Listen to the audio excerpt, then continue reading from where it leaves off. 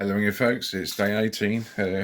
This is number 18, sorry. It's day 19, but I'm still a bit behind.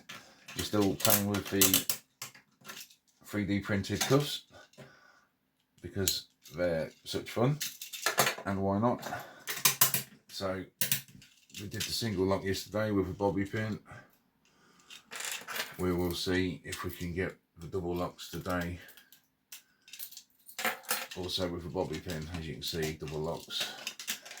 Squeezy, squeezy. I'm just going to use this bent bobby pin here.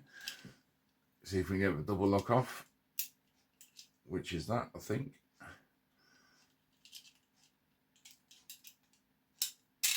And that's one side. So yes, we can. Which way?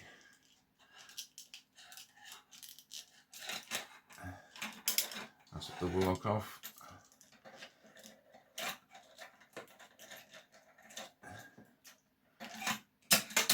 There we go.